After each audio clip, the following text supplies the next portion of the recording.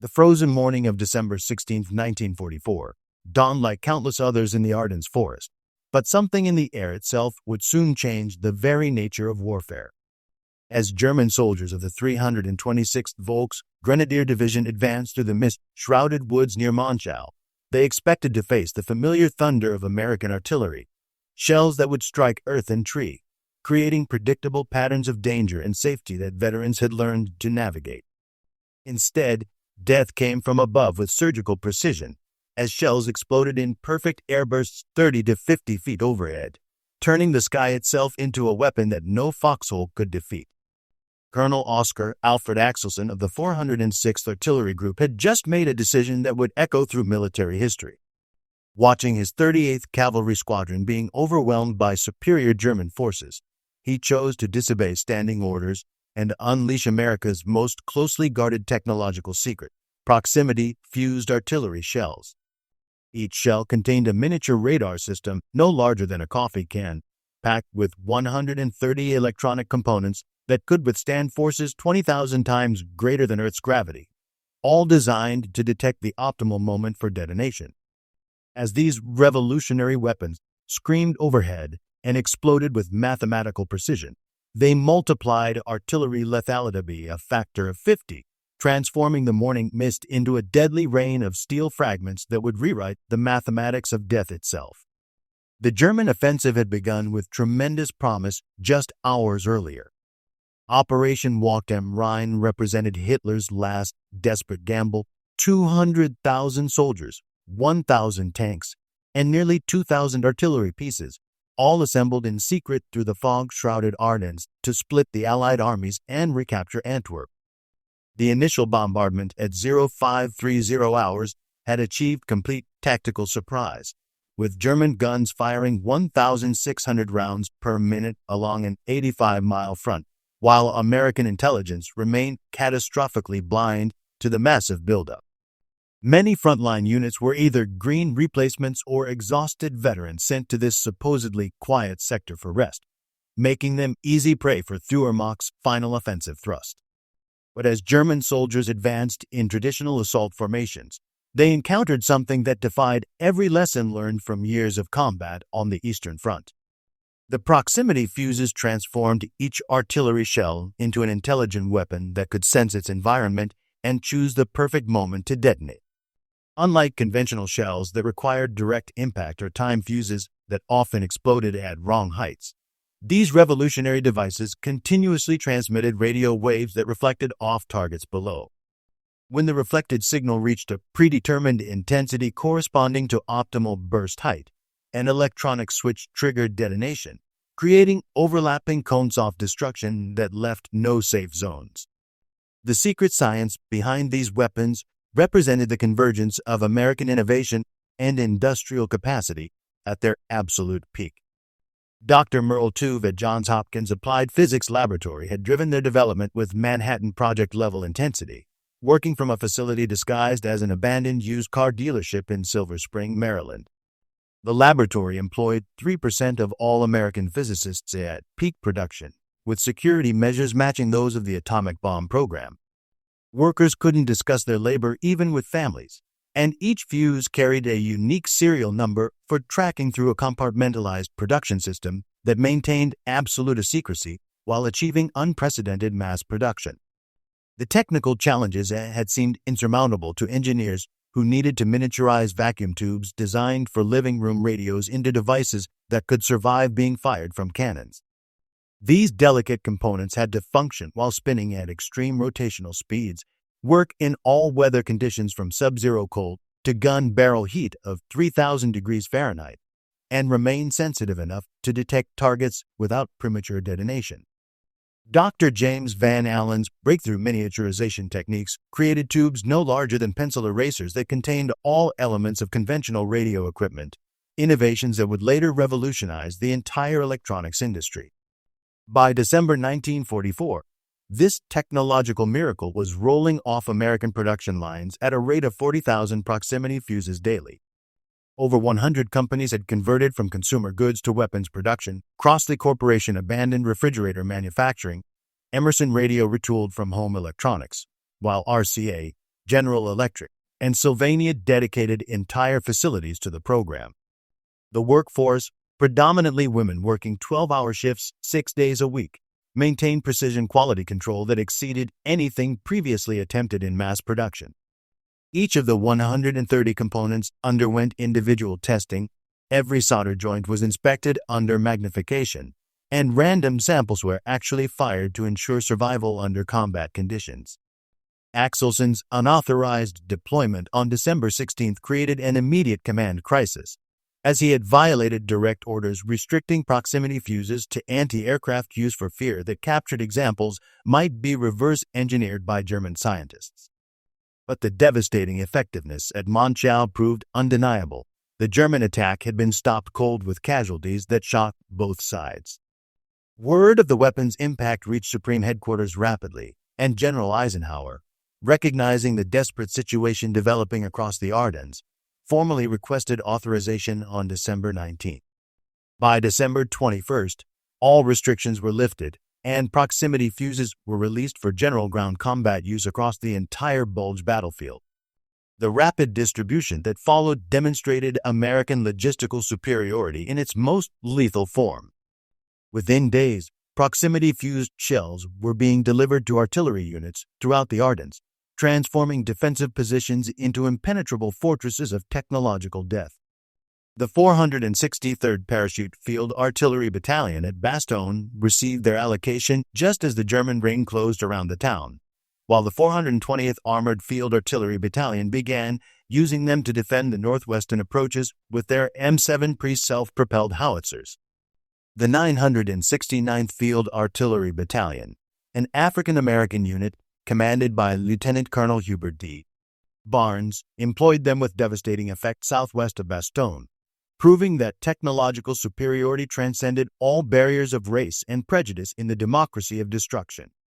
The siege of Bastogne provided the perfect demonstration of proximity fuses in defensive warfare, as the 101st Airborne Division held the vital crossroads against repeated German assaults while completely surrounded and outnumbered. Their artillery support included the 463rd Parachute Field Artillery Battalion, equipped with 75 mm pack howitzers capable of firing proximity-fused shells that turned each defensive position into a technological fortress. Between December 19th and 31st, the 463rd fired exactly 7,676 rounds according to official unit records, and while not all were proximity-fused due to limited supply, those that were had devastating psychological and physical effects that left German assault formations simply melting away under the airburst barrages. The December 22nd attack following General McAuliffe's famous nuts reply to the German surrender demand showcased the weapon's effectiveness in its most dramatic form. German infantry advancing across snow-covered fields in traditional formations were caught completely in the open as proximity-fused shells detonated overhead with precise timing, creating overlapping patterns of destruction that left no safe zones. The all-African-American 969th Field Artillery Battalion played an equally crucial role, their 155 mm howitzers creating a ring of death around Bastogne's perimeter that German forces found utterly impenetrable. The larger shells detonating at 50 feet covered even greater areas with lethal fragments, and German prisoners later reported that attacking units often lost cohesion before even reaching American lines, with soldiers fleeing the incomprehensible airbursts. Perhaps the most thoroughly documented demonstration of proximity fuse lethality occurred at the Sauer River near Echternach on December 25th and 26th, where General George S. Patton personally witnessed an engagement that he would later record in his memoir, War as I Knew It. A German battalion attempting to cross the partially frozen river believed they were hidden by darkness and fog from American observers, but proximity-fused shells needed no such observation. Patton wrote with characteristic bluntness, "We caught a German battalion crossing the Sauer. The new fuse ammunition was devastating. The shells burst in the air above them. They had nowhere to run, the river behind them, our fire in front and above. When the firing stopped, we counted 702 bodies. This figure, 702 killed by actual count, represents one of the few precisely documented casualty figures from proximity fuse employment, and the mathematical efficiency was stark in its brutal clarity. A single battalion had essentially ceased to exist in minutes with no possibility of escape or defense. While the psychological impact spread throughout German units in the sector as soldiers began refusing orders to conduct river crossings. The weapon had transcended mere tactical advantage to become a tool of psychological warfare that could break the will to fight through the sheer incomprehensibility of its effects. The Ardennes' dense forests, which Germans had counted on for concealment, became death traps when proximity fuses entered the tactical equation. In open terrain, a proximity fuse detonating at 30 to 50 feet was deadly enough, but in forests, the effects multiplied exponentially as airbursts shattered tree branches, creating thousands of additional wooden projectiles. These splinters, some as long as a man's arm, traveled at hundreds of feet per second with lethal effect, while traditional defensive positions, taking cover behind large trees, digging foxholes under root systems, became utterly useless. The fragments and splinters came from above, negating centuries of tactical wisdom about forest fighting. American artillery units quickly recognized this multiplier effect and adapted their tactics accordingly. A single proximity-fused 155mm shell detonating above the forest canopy could clear an area the size of a tennis court of all living things, while the combination of metal fragments from the shell and wooden splinters from the trees created a 360-degree kill zone that no amount of tactical skill could evade. German units trained in forest warfare found their hard-won expertise suddenly worthless. Spreading out to avoid concentrated casualties made units vulnerable to the wide area effects, while bunching together for mutual support meant entire squads could be eliminated by single shells. There was simply no correct tactical response to this new threat. The proximity fuse operated on principles that seemed like science fiction to 1940s soldiers, each device containing a tiny radio transmitter operating at 180 to 220 MHz, continuously sending out waves that reflected off objects, ground, trees, vehicles, and human bodies. As the shell approached its target, the reflected signal strengthened until it reached the predetermined intensity corresponding to optimal burst height, when an electronic switch would trigger detonation. The entire system had to function under conditions that would destroy normal electronics during firing. The acceleration reached 20,000 times Earth's gravity, enough to crush a human body to microscopic thickness, while vessels spun at rates that created massive centrifugal forces and endured temperature ranges from gun barrel heat of 3,000 degrees Fahrenheit to sub-zero conditions at trajectory peak. The optimal burst heights had been determined through extensive testing at Aberdeen Proving Ground, with 105mm howitzers achieving maximum lethality at 30 feet, 155mm guns proving most effective at 50 feet, and the rare 240mm shells creating devastating effects at 70-plus feet, capable of clearing entire grid squares of enemy forces. This technological superiority translated directly into battlefield dominance that could be measured in mathematical terms. Studies showed proximity fuses increased lethality by 5 to 10 times over conventional shells, while the lethal fragment area increased by a factor of 50. Anti-aircraft applications showed even more dramatic improvements, with success rates against V-1 flying bombs improving from 17% to 79% within weeks of proximity fuse deployment. The German intelligence failure regarding proximity fuses proved catastrophic in ways that would haunt Wehrmacht forces throughout the remainder of the war. In December 1944, German forces overran an American ammunition depot, capturing approximately 20,000 proximity-fused shells in what should have been an intelligence windfall leading to immediate countermeasure development. Instead, German technical experts examined the captured fuses and declared them impossible, concluding that the presence of vacuum tubes in an artillery shell contradicted everything German engineers believed about electronics and ballistics. They assumed the Americans were using some form of magnetic detection, or that visible components were decoys hiding the real mechanism. This failure stemmed partly from institutional blindness that would cost Germany dearly. The Wehrmacht had actually led proximity fuse development before the war, with Rheinmetall Borsig and AEG Berlin producing working prototypes by 1940, but Hitler's order canceling all weapons projects requiring more than 6 months to production had terminated the program. German engineers couldn't believe the Americans had solved problems they themselves had abandoned, even as their own electrostatic proximity fuses showed 95% reliability in tests using electrical capacitance changes rather than radar. Hermann Göring would later admit during interrogation that German fuses were 3 or 4 months from production when the war ended. Christmas Day 1944 brought no holiday respite as German units attempting to use the holiday for resupply and reorganization discovered that proximity fuses recognized no ceasefires.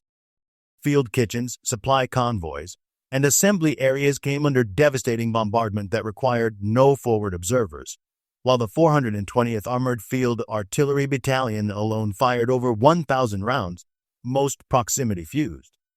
Their M7 Priest self-propelled howitzers delivered rapid, accurate fire that caught German units completely unprepared, and the ability to fire effectively without observation in poor weather during darkness transformed artillery from a daylight weapon into a 24-hour threat. The psychological impact proved severe as German soldiers had learned to move during poor weather when Allied aircraft couldn't fly and observers couldn't spot them, but proximity fuses eliminated this sanctuary entirely. Death could arrive at any moment in any weather with no warning beyond the brief whistle of incoming shells, creating a constant state of terror that broke down military discipline and unit cohesion.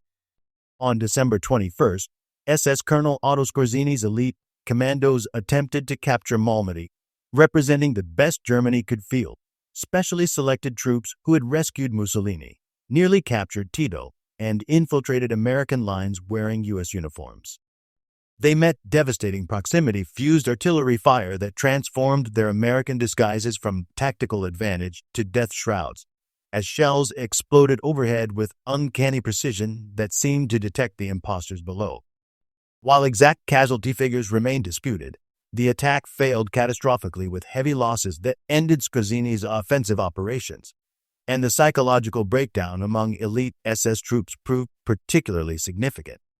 These soldiers, indoctrinated with beliefs in German superiority and trained to the highest standards, found themselves helpless against American technology, with some survivors reportedly charging directly toward American lines, preferring quick death to continued bombardment, a complete breakdown of military discipline among Hitler's most fanatical troops. The production miracle behind proximity fuses matched any wartime industrial achievement in its scale and precision.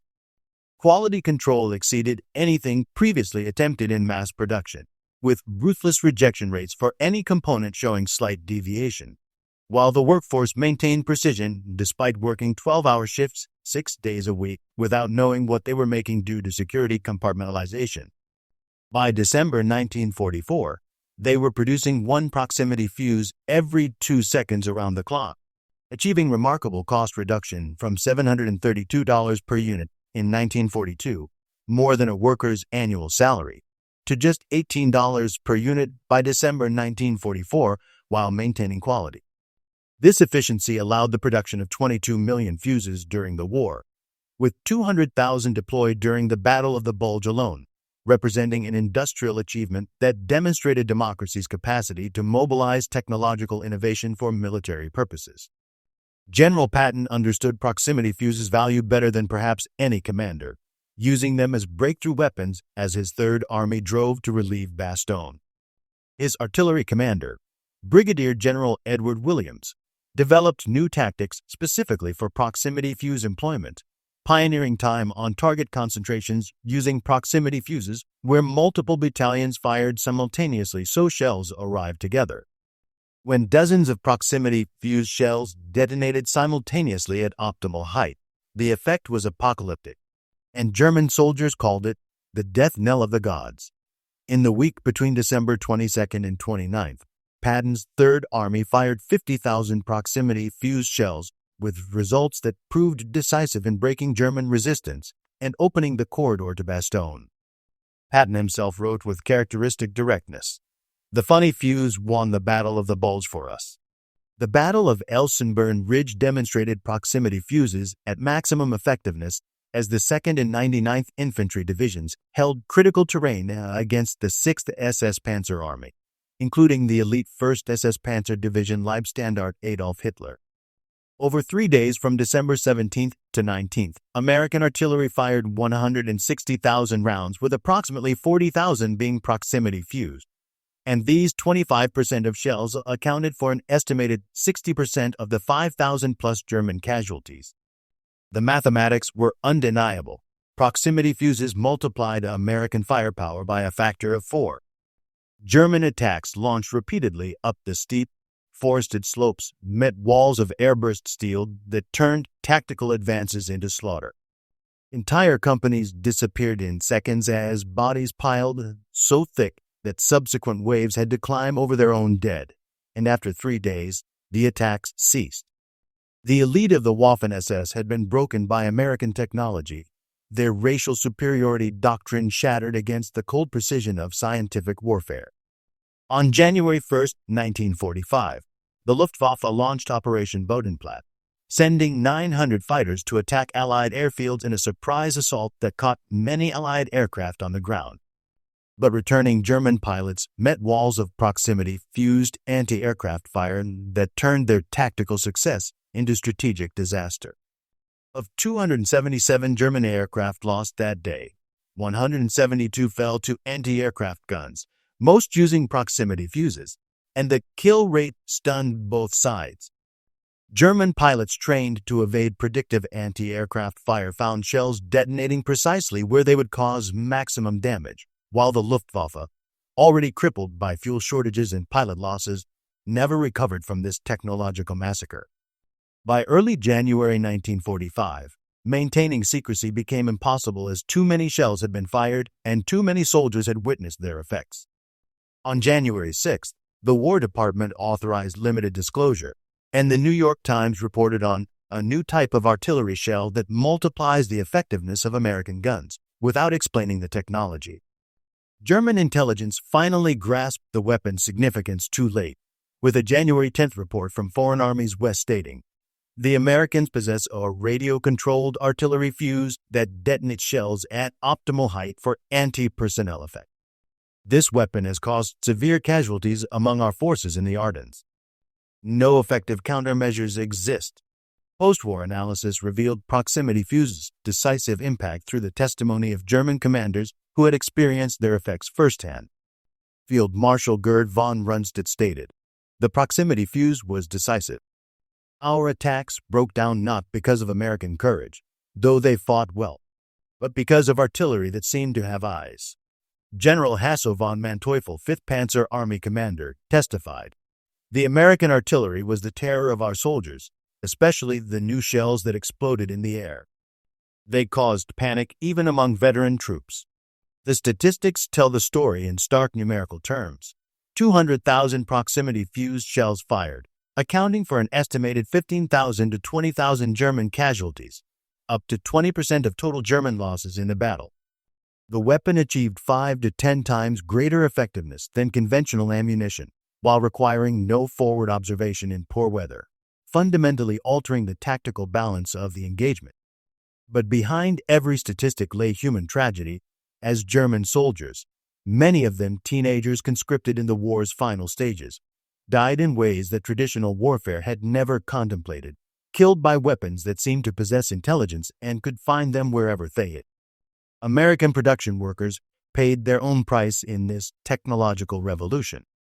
Factory accidents were hushed up for security reasons, while workers at Crossley Corporation, Emerson Radio, and other facilities suffered breakdowns from stress and exhaustion, producing weapons of unprecedented lethality without knowing what they were making and carrying that burden in enforced silence.